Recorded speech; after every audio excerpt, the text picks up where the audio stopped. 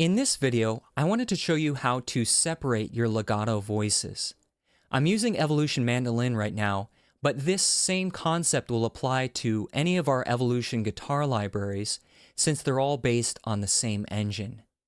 Now, usually when you play two overlapping notes, they get played as legato, like this. They're played as legato as long as you play those two notes within the established legato range. If you scroll down in the settings in the setup section, you'll see these legato range up and legato range down controls. And those are set to a major second interval by default.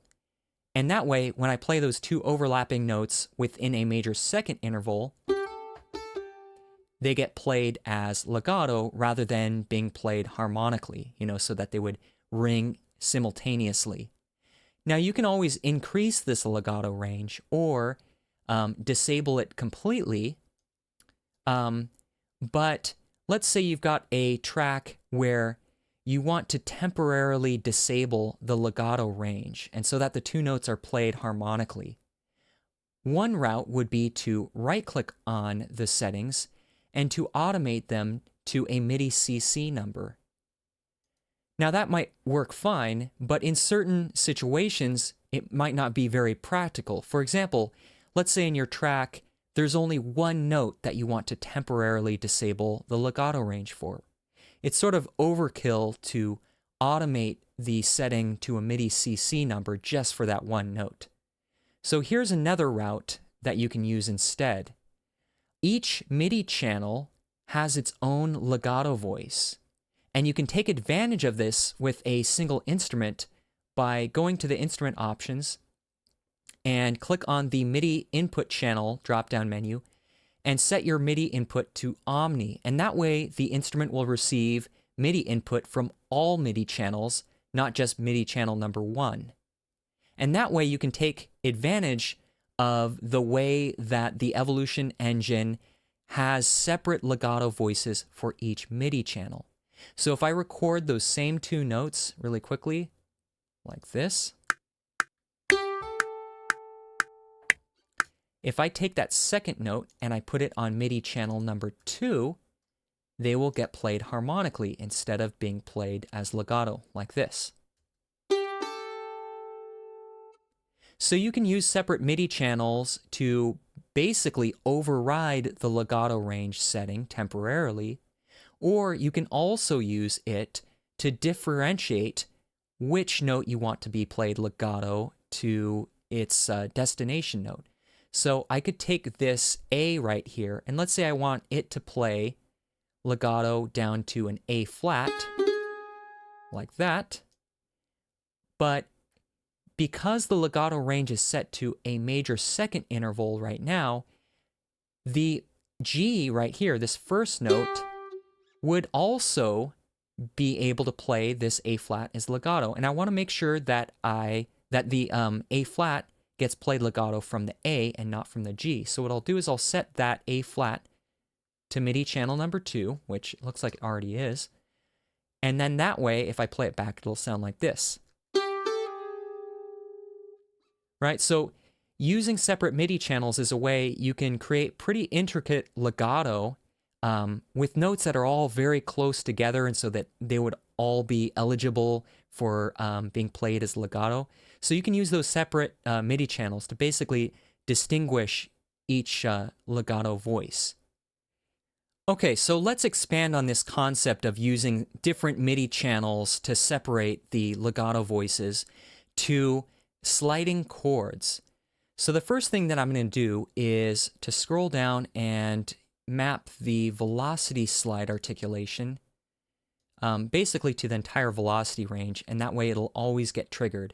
Now, what the velocity slide articulation does is replace the ordinary legato articulations with slides, like this.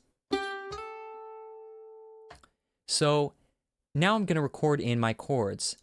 I am going to play a G major triad and have that slide up to an A minor triad. I'll play the chords separately first and then manually edit them.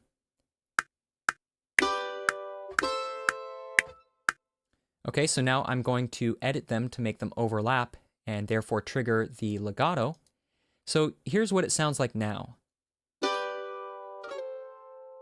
And you can hear it's having some trouble figuring out whether, for example, this B should slide up to the C or down to the A. So there's some interference caused by this A right here, because either the B or the G in the chord are all within the necessary legato range to be played as a slide there. So it's having some trouble.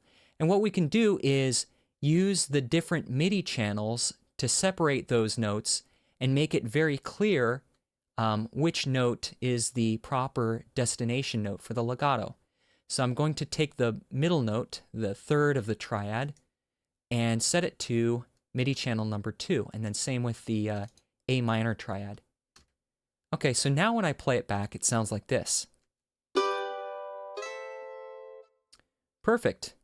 Okay, let's try doing a slide that that goes farther. So I'm going to slide from a G major triad all the way up to a C major triad. So what I need to do is increase the legato range, because right now it's still a major second. So I'm going to increase that to a perfect fourth.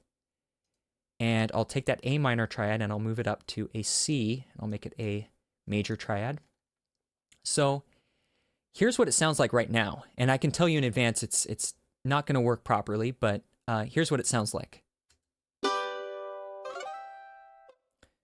So what's going on is there's, again, interference. You know, we have the middle note on MIDI channel number 2, but the highest and the lowest notes of the triad are both on MIDI channel number 1, and that's because back when I was only sliding a major second interval, those notes were far enough apart that I didn't have to worry about them interfering. But now that I'm sliding farther, it's very important that I have all of these notes on their own distinct MIDI channels. So I'll just set the highest note to MIDI channel number 3, and then same with its destination note. And here's what it sounds like now. So you can hear now each note in the triad is sliding to the correct destination note. And then from there I could go and I could tweak the velocities in the notes to just the speed of the slide to get it sounding just how I want it to. So anyway, that's how you can use the whole concept of different MIDI channels to separate out the legato voices in the context of sliding between different chords. I hope this video tutorial was helpful, and stay tuned for more.